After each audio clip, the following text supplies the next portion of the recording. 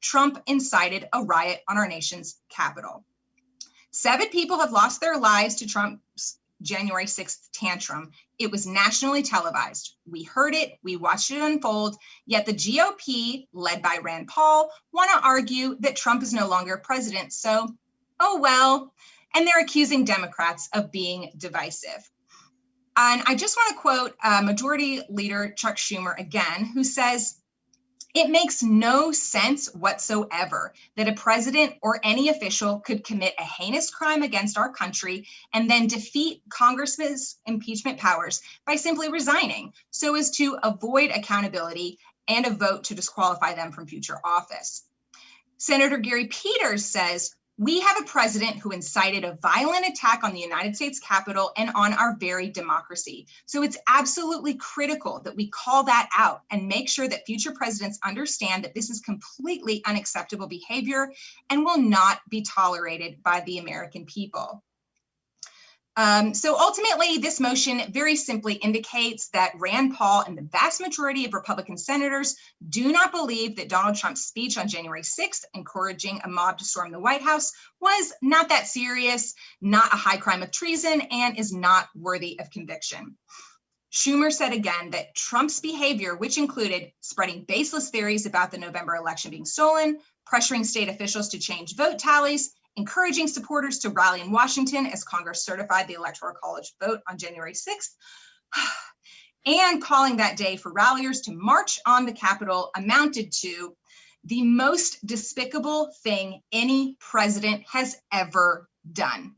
And I believe that he should be convicted. That's all. That's a lot. It's a little bit. No, he was proactive. Thank you, Samantha Jean. So Rand Paul makes a big deal about the fact that Justice Roberts is not going to be presiding over this trial, right? And I just wanted to flag, and I'm not a constitutional scholar, but I do know that it says the impeachment trial for a sitting president shall be overseen by the Chief Justice. All the other impeachment activity that the Senate takes on is overseen by the president pro tem, right? And that's who's overseeing this trial, right? Because Trump, say what you will about Trump, he's no longer a sitting president, right? So, but yeah, the idea that you cannot impeach somebody after they're out of office is horsepucky. And there's lots of historical precedents for this happening. And obviously you do need to hold people accountable.